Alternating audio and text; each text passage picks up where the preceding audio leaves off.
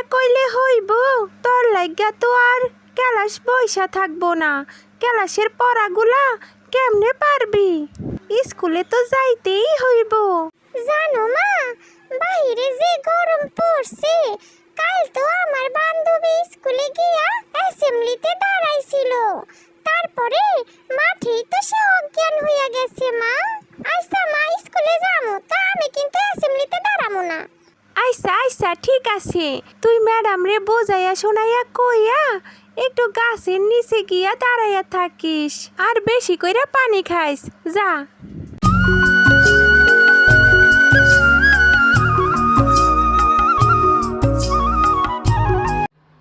আরে এটা তো রিতার দাদা, এমন করতেছে কেন?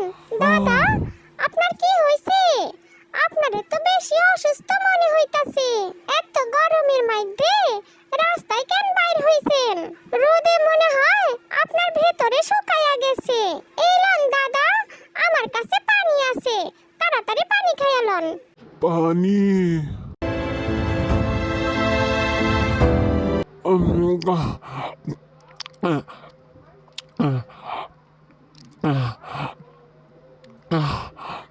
বোন রে, তুই কই থেকে আয়া আমার জীবনটা বাঁচাইলি।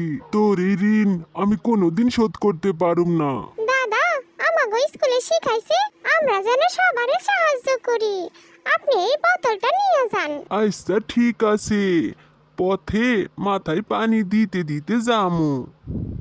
যাক, আজ একটা ভালো কাজ করতে পারলাম। মনে হইতাছে স্কুলের ক্লাস শুরু হইয়া গেছে।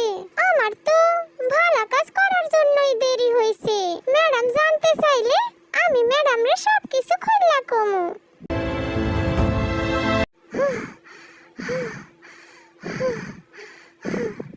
বুকটার মধ্যে এমন লাগতাছে কেন? মনে হইতাছে যেন নিঃশ্বাস বন্ধ হইয়া যাইতাছে। আমারে কে পানি দিব? সবাই তো ক্লাসে চইলা গেছে, আমারও তো এত পানি পিপাসা পাইতাছে কেন? মনে হয় এই রোদে আমার ভেতরটাও শুকায়া গেছে।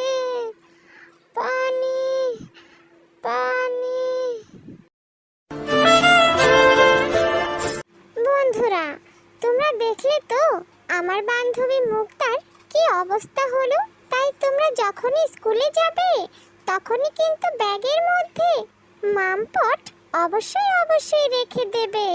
আর এই গরমের মধ্যে যদি তোমাদের স্কুল খোলা থাকে তাহলে কিন্তু তোমরা স্কুলে গিয়ে অবশ্যই ছায়াযুক্ত স্থানে থাকতে চেষ্টা করবে। আর আমার ভিডিও যদি তোমাদের ভালো লাগে তাহলে কিন্তু অবশ্যই সাবস্ক্রাইব করে দিও বন্ধুরা। তোমরা সবাই অনেক অনেক ভালো থেকো।